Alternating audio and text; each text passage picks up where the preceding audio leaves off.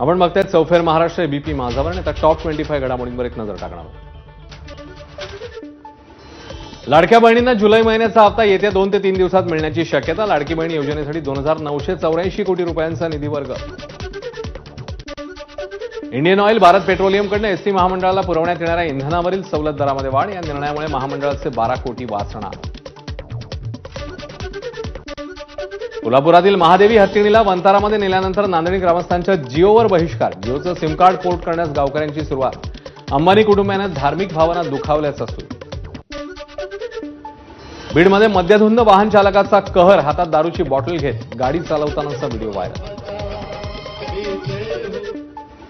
रायगडच्या म्हसळा माणगाव रस्त्यावर श्रीवर्धन आगाराच्या धावत्या बसचा दरवाजा उघडा. एसटी महामंडळाकडून प्रवाशांच्या जीवाशी खेळ. ऑस्ट्रेलियामध्ये 16 वर्षांखालील मुलांना युट्यूब वापरण्यास बंदी. सरकारचा मोठा निर्णय. मार्गदर्शक तत्व जारी. आयसीसी कसोटी क्रमवारीत ऋषभ पंतची एका स्थानाची झेप. मँचेस्टर कसोटीत झळकावलेल्या अर्धशतकानंतर पंत फलंदाजांच्या यादीत 7व्या स्थानी.